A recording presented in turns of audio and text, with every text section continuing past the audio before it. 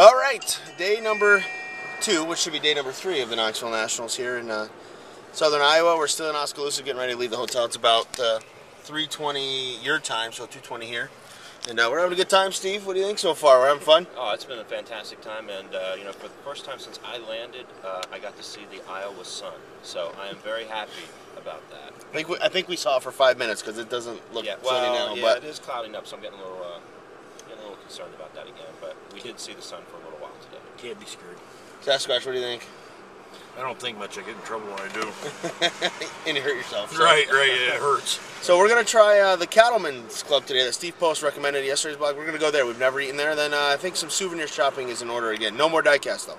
Still going with the no diecast. There's one that might I'm going to call a bull. Yeah. But no, because I'm not paying Ray $10. It's all about the bet now. So, all right, you folks have fun and enjoy, and we'll see you in a little bit. Oh, come on. Steve Kids are tribute across the street, which I imagine is just ending now. So we may have some latecomers, but really appreciate you coming out this afternoon. And also our drivers that are here. Comfortable, a different motor program than what I've probably been used to. And just takes a lot of adjustment. I'm not as quick to change as some of the other guys. So it just takes me a long time to figure out what maybe to do or even not to do. And we're slowly but surely getting a little better. Obviously, we're not where we need to be. We understand that. We're going to continue to work towards getting better, and hopefully continue to learn. We welcome him back as a retired driver, but he's certainly keeping busy. My goodness, he's a car owner, and not just one car. He's got 3 cars on the go, and he's a race promoter. Now, he bitched about the promoters all his life, and now he gets to be a promoter. So he knows he has to do it right, because there's a lot of people waiting for him to fail at that end. Of course, that's been the case all your life, hasn't it? Everybody's been waiting for you to fail, and you never did. Let's talk about being a car owner first.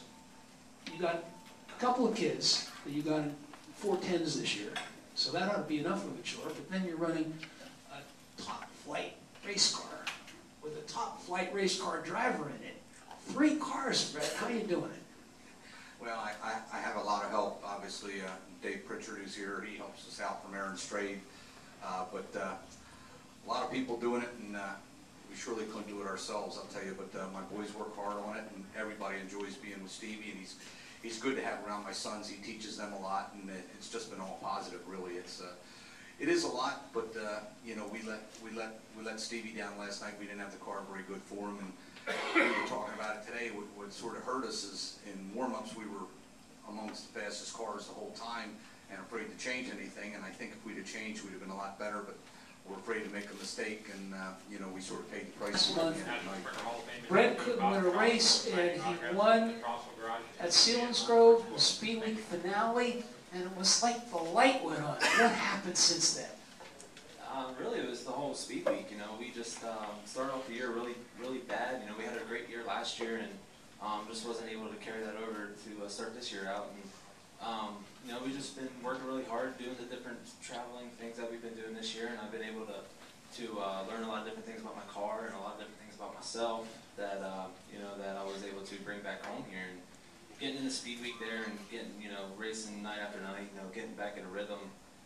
Making better decisions, because I was not making very good decisions, the first half of the season, and we started running consistent again. And I'm a big believer, if you run consistently in the top 5, top 3, you're going to win races, and we've been able to do that. So Speed Week was a big turnaround point.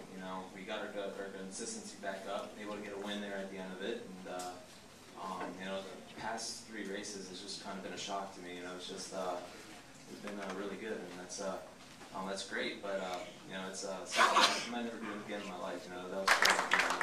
Well, Danny, as we explained last year, is not a Posse member, but we kind of adopt him because he is from Pennsylvania, and because he's been good enough to show up here for us the last couple of years, and certainly one of the up-and-coming racers. Danny, it has been an up-and-down year for you, literally. You've won some big races, and you've been up and down on your head a couple of times. What's happened with the crash this year? I think I've wrecked more times this year than I have in the past 4 or 5 years. It's just been, put myself in bad positions, wrong place at the wrong time, stuff, you know, there's been a couple of times there's nothing I could do, just stuff happened in front of me, but, you know, that's part of racing. Whenever we're fast, we're fast. We're running up front, and we won some races, but it's been bad whenever it's, you know, going down, so it's just part of it, and, you know, we all keep working hard and just trying to get through it. Tell us about some of the bad ones. There's been a couple this year. Lawrenceburg, we got upside down. That's probably actually the hardest I've ever wrecked. It was not good. I don't know. There's been a few.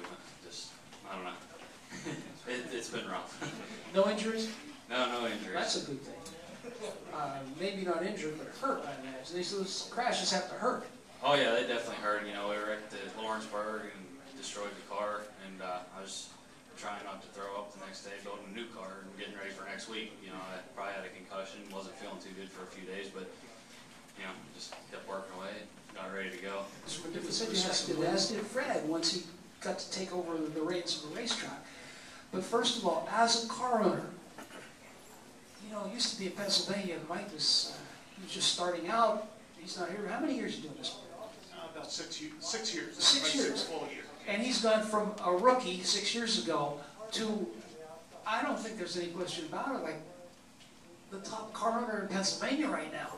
And, you know, before we can really question that, I mean, his car is running away with Central Pennsylvania point standings. For one reason, he's one of the few guys that can get a car to every race. Mike, what's happened to all the car owners?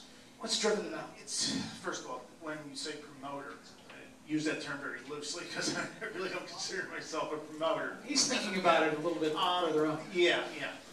But I really think that it's just a changing of the guard. It's just like drivers. They're new drivers. They're young drivers coming in. You have guys like Fred retiring. You have guys who are getting up there in age. You have Lance and a few other guys. It's the same thing with the car owners. We need fresh, young car owners, and it's becoming more and more expensive to race a sprint car. A lot of people don't like talking about what they spend on a car, but I think it's important for fans to know what we go through and what we do. We do it because we love it, but every night we take the car on the track at just a regular show, it costs about $2,000, and that's a lot of money. But I do it because I love it. Times 80. Yeah, and we need, or 100, and we need more people who just love this sport. And one of the reasons I'm trying to promote is because I'm trying to earn some of that money back that I'm losing with the race car. It was my decision to lose it. I'm not blaming anyone for that, and I wouldn't change anything for for the life of me, because I really love it. Just like the fans who travel thousands of miles to get here. I feel I'm a fan, and the reason I come here is because it's spectacular, and there's a lot of adrenaline. So I wouldn't change a thing about it, and I don't like to bitch about the money, but I just think it's important for people to know that these things are expensive, and that's one of the reasons that you're not seeing more new car owners. So I think, Fred was saying earlier, there's no way to cut the cost. I think that the car owners have to get together and talk about a way to cut the cost. Otherwise, we're going to keep seeing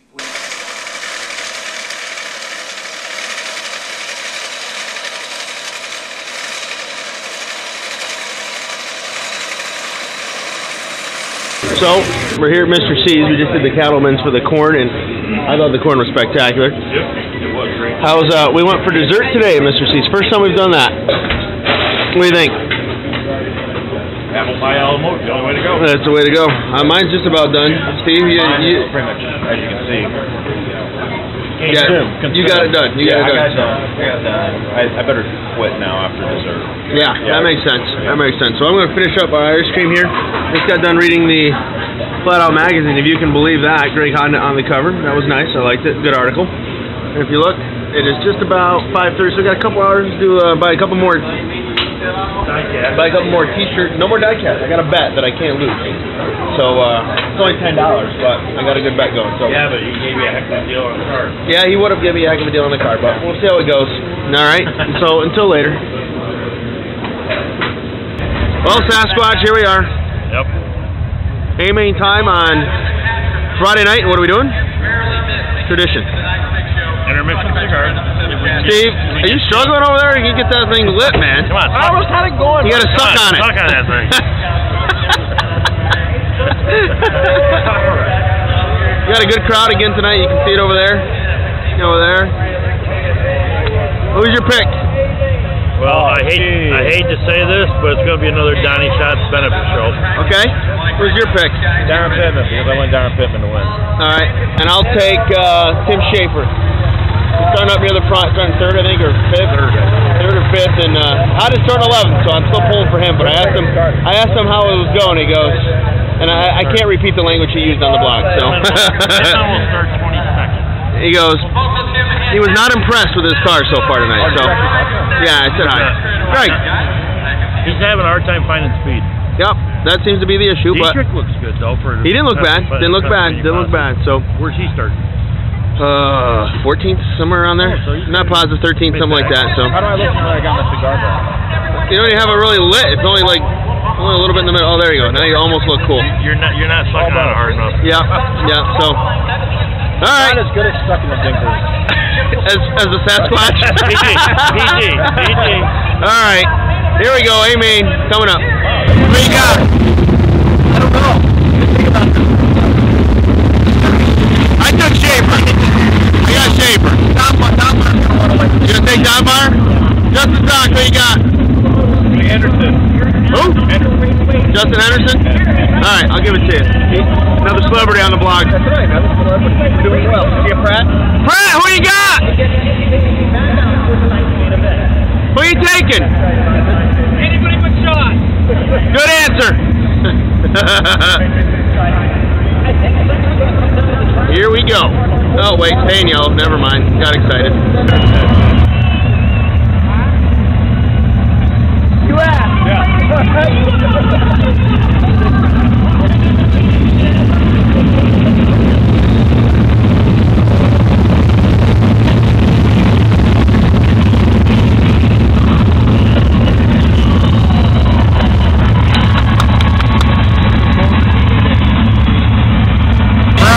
Where you from, man? I'm here in Knoxville. Found our blog? What? You found our blog? Yeah, well, welcome every year. Awesome. Yeah, very nice. You having a good time here at the Knoxville Nationals? How long you been coming? About 20 years. You got me beat, man. But hey, thanks for watching. Hope you enjoy it. Ferguson, good times at the Knoxville Nationals. Oh yeah, absolutely. You all right? Uh-oh. Steve's hurting over here. I'm hurting. All right, Jeffrey, let's open the envelope and see who wins the bet. I think we already know. I think I'm pretty positive, too, because I'm an idiot. But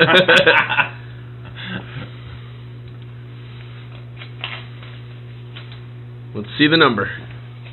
The unveiling of $680. I had that beat on Tuesday. of last week. Of last One week. minute. First minute of Tuesday. Yeah, so let's take a look at the collection here. All right, we'll start at the bottom, work our way up. Oh, Brian Lepo, Brooke Tatnall, Darren Pittman, Gary Wright, the Jesse Hockey car, Jason Johnson, Channel Lock, Sammy Swindell, another Darren Pittman, Mark Kinzer's Mopar number 5, Jen Opperman, Tony Stewart, the 3 car of Dave Darlin, 23 of Casey Kane, and the one that I did not expect to buy, the Duffel King 8D. All said and done, $1,300. Sick. It was a good deal. I just got to say it was a good deal for whoever thinks I'm nuts, okay? And I saved money all year for this, just so you know. And Well, let's put it this way. It was a good deal considering 2 of those cars were $250 a piece. yes, no, that was $175, and I got that was a $250 car. It was a $250 car that he You got for $175. All right, And he paid $250 for the Jesse Hockey car. yes, yeah, you have to, but that car is tough to find because, well, sad circumstances, obviously. Right. And just so everybody knows, there are more race cars sitting in this hotel room than there are at the Knoxville Nationals. Well, when you count the little diecast I bought too, yeah. Yeah, Those don't count though; those are for different purpose. So, yeah. All right, so now we've seen my collection. Steve, let's see yours. What? Do I have a collection? He's got one. Does one count as a collection? Yeah, it counts. I'll give you that. It counts a little bit since you got one. It's part of your collection. It's part of the collection. It's part of the collection. He's got one. He bought a brand new one though, one that just came out. That just came in yesterday. Yeah, that is a two. Yeah, the defending World of Outlaws champion. Yeah, you're a Pennsylvania homer. It's okay. I don't know. Yeah, I know. That's fine. I'm a Darren Pittman fan. That's right. Yeah. That's right. Yeah. So what do we think of the racing tonight? Excellent. It was good. Good, and A little better than last night? Last night was good, but tonight was really good. The track widened out, and it was a late race pass for the lead and the win. Yeah, one to go. You can't beat that. For everybody's information, you heard it here first. Donnie Schatz has the most points. He's going to start on the pole tomorrow night for the A main. Great. Good point. Yeah. And just what was it? It was Shane Stewart won, Craig Kinzer second, and third went to Mark Dobmeyer. So that's quick update. And now I'm going to put this blog together because we got to get up freaking early because they start at 11 a.m. We want to go to Mr. C's for breakfast. At 6 a.m. Yeah, we'll see how that works. So and it's already almost 2:30 a.m. Yeah. So until next time, ladies and gentlemen, we'll see you at the races.